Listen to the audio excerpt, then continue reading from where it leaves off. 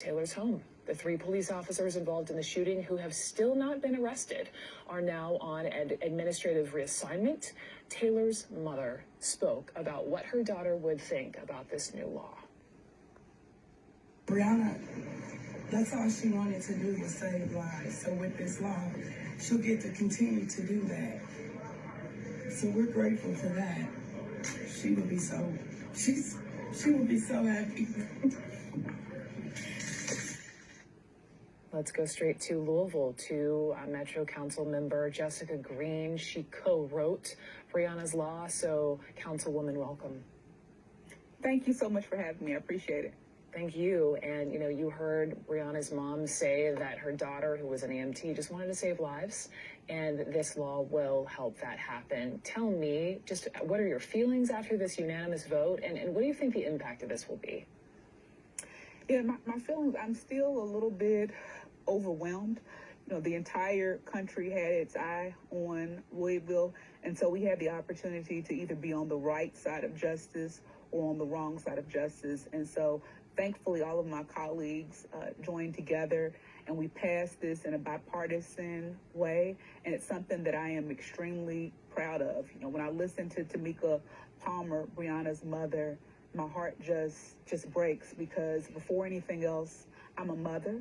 And so the idea that she had to bury her daughter in this manner, and the fact that she was attempted to be erased by the city of Louisville is something that just disgusts me. One thing that sets this case apart from George Floyd and several others is there's no video. But as you well know, you talk about being overwhelmed by just everything that's happened, that has not diminished the outcry for justice for Breonna. That's the hashtag that so many people have been using across social media, along with Say Her Name. Tell me Jessica, that outcry, how helpful that kind of outcry was in terms of pushing this legislation through, and what does it say for all of the cases where there is not a camera rolling? So the outcry was very helpful. What we know nationally is that even in cases of officer-involved killings, Black women tend to be historically left out of the discussion. And so women like Sandra Bland, women like Atiana Jefferson, women like Breonna Taylor, we tend to amplify the position and when Black men are killed in law enforcement. And so it was helpful to Breonna's case that everything started moving surrounding Ahmaud Arbery and around George Floyd, because for months, just her mother and her sister were really the only folks that were trying to keep her memory alive. And so it's disappointing, especially in a city like Louisville, when we have tried to lead on issues and understand the importance of our department having body cameras. The fact that there were over 100 officers at this scene, and we don't have one video. Make sense to me. I wanted to ask you about that, because I think that's part of the story that we need to talk about, right? The police say not a single one of those officers had body cameras. And the law, we should also point out, will change that, as well as the amount of time officers need to actually flip their body cameras on. Explain to us how.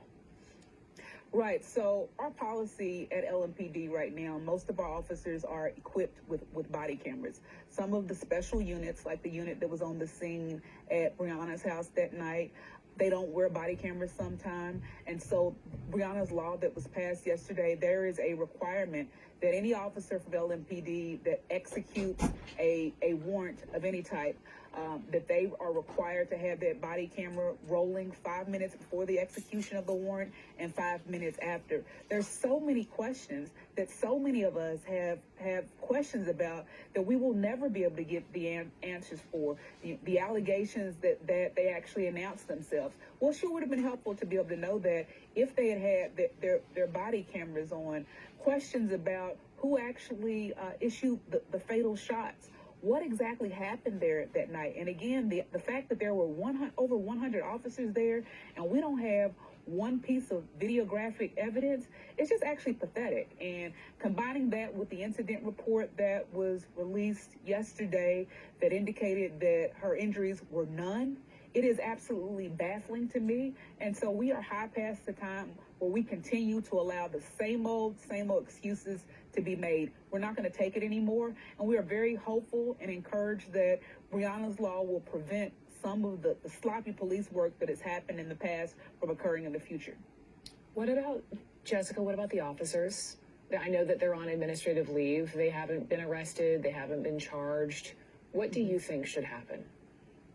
Well, what the facts are that if these people were anybody else besides police officers and they had busted into our houses in the middle of the night and had killed one of us, we would be calling them murderers. We would be moving with urgency. We would be demanding answers and expecting justice to move swiftly. The fact that we are at a point 3 months later and our Attorney General has a portion of the file, but that our Louisville Metro administration, under the directorship of our mayor, has failed to provide a complete file, it leaves so many questions open. What was the value of Breonna Taylor's life? And so many people in the city are requesting and demanding that the mayor fire those 3 officers. I think that we are well past the time for that to have occurred, and I believe that not just firing would be appropriate. Firing, arresting, indicting, and convicting are things that I believe are extremely important and that will be very appropriate in this situation. Let's keep this conversation going. You co-wrote Breonna's law. Look what you were able to, you and your other members of Metro Council be able to pull off unanimously. We'll keep talking because this matters. Jessica, thank you very much. Jessica Green in Louisville. Thank you.